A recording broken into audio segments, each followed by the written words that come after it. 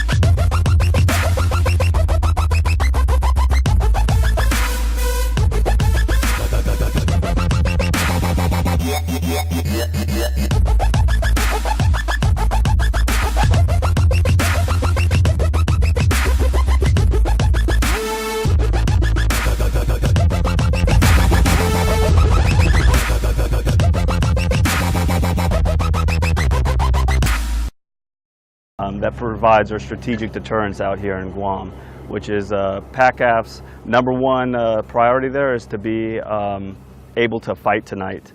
And that's why we have these aircraft here. We also are always working with our allies and partners, and that's why you'll see other aircraft on this ramp that are not assigned to Andersen right now. I'm sorry, can you also introduce your name and rank? Sure. My name is Lieutenant Colonel Acuzio. I'm the Deputy Operations Group Commander here at Andersen Air Force Base. All right. Can you tell us about base operations right now? That's what you're here to talk about, right? Is it business as usual? So the continuous bomber presence, we've been here since 2004. We operate on a daily basis. This airfield is open 24 hours a day, 7 days a week.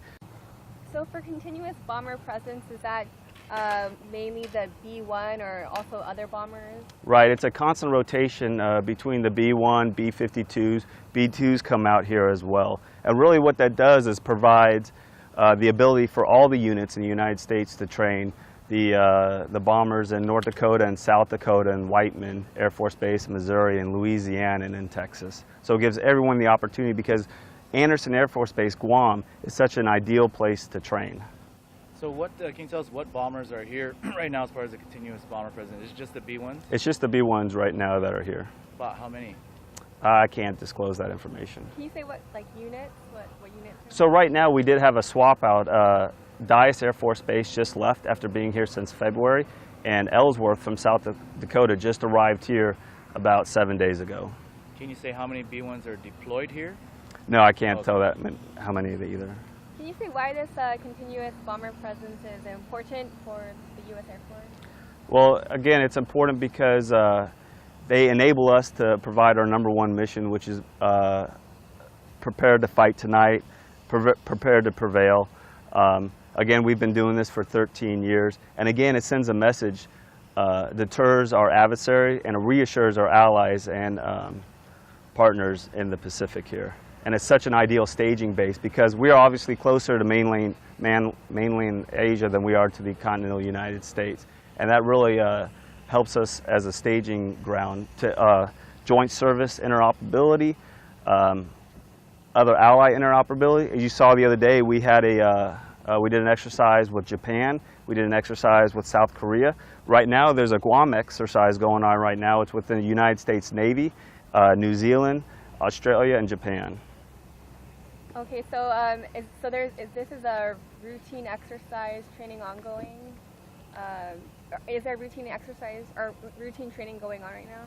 There is, and we train every day. We are always our readiness, and that's what makes us ready to fight tonight because we have this power projection here right behind us. We couldn't do that power projection without having those bombers and those tankers here. We are resilient, and again, we have this high readiness that we are constantly training, prepared for anything. We don't train for a specific threat, we don't train for a specific scenario, but we are training always with our allies, with our partners. Can you tell us about some of the capabilities of the B-1? The B-1 has multiple capabilities. Obviously it's a bomber, so it carries bombs. It has gravity bombs, it has GPS guided bombs, it also has standoff bombs. So we don't necessarily have to get directly over the target to drop. What's a standoff bomb? A standoff weapon is a weapon that they can launch and pretty much leave from X amount of distance. So a gravity bomb, you'd have to be pretty much right over the target, right? A GPS guided bomb, you don't have to be as accurate because GPS will hook in and then guide the bomb. But a standoff weapon, you just fire, miles and miles off wherever you're at, wherever the target's off of. If that makes sense. Any other questions on that? Can these carry nuclear weapons? The B-1s who are out here right now cannot carry, they are not nuclear capability, but the B-52s and the B-2s that come out here, part of the continuous bomber presence, are nuclear capability, are nuclear capable. Anyone else? Any other questions? Just one technicality. Let's say there is something that happens that warrants a response. Can you give us something like a time frame how fast you can actually get something going? So again, we are always at a constant state of readiness, and the majority of the people here, we live here. So I live here, my wife lives here, my 2 daughters live here, my son lives here. We go to Tumon Bay, my son they go to school here, we go to Jeff's Pirates Cove. So we obviously have a vested interest in here, and we feel safe here right now. And that's what this continuous bomber presence does. It assures our allies and deters our adversaries there. Secretary of State, Honorable Tillerson, just came the other day, right? And he said, right now there is no imminent threat from North Korea here. But you're saying a response would be immediate, or? Can you provide any details on the nature of the training happening right now? Of nature of training? Well, momentarily you're going to see 2 B-1s take off on a mission. Obviously, I can't tell you what they're doing or where they're going, but we are training every day, all the time, just so we're ready. We're always prepared to prevail and to fight tonight. Okay. Test, good? Right, we're good. Hey, again, I just want to thank you all for coming out here, and I just want to reemphasize that the people of Guam are part of Team Anderson. The grandfathers, the fathers, the sons and daughters, the civil service men and women, the guardsmen, the Air National Guards. The only reason these bombers could get bombs on target is because of the tankers. The only reason the tankers could get bombs on target, refuel, is because of the maintenance, the support that they get from the base, and that the people from Guam support though. So the people that fly the aircraft and the people of Guam, they're just as important as the folks that fly the aircraft. And we could not get the mission done without the people of Guam. Statement wasn't tough enough, and we're backed by 100% by our military, we're backed by everybody, and we're backed by many other leaders. And I noticed that many senators and others today came out very much in favor of what I said. But if anything, that statement may not be tough enough. What would be tougher than fire and fury? Well, you'll see. You'll see. North Korean threat as the rogue nation outlines detailed plans to attack the U.S. Pacific Island territory of Guam, a major military hub for America. The North saying Kim Jong-un could approve the plans within days. And while some folks living in Guam are understandably concerned, others are taking it in stride.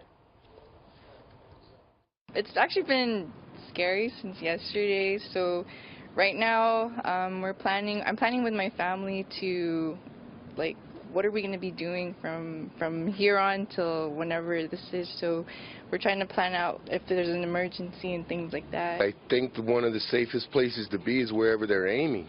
Their tests don't seem to be too successful usually, and we have missile defense and stuff. He's not going to go around threatening Guam, and he's not going to threaten the United States, and he's not going to threaten Japan. President Donald Trump not backing down an inch on North Korea and his warnings of fire and fury. The people that were questioning that statement, was it too tough? Maybe it wasn't tough enough. Trump ratcheting up the rhetoric after North Korea shrugged off Wednesday's unprecedented blunt language from an American president, calling the fire and fury taunt, quote, a load of nonsense. Well, I don't think they mean that, and I think it's the first time they've heard it like they heard it. White House reporter Jim Oliphant is following the story in New Jersey. Well, what's interesting about the president's rhetoric this week is he's really sort of setting this up as almost like a high noon confrontation between Kim Jong-un and himself. But basically, Trump is the sheriff, and he's talking about, North Korea as the world's bully. And so he's turning this into a mano-a-mano confrontation. Trump clearly believes that his best strategy...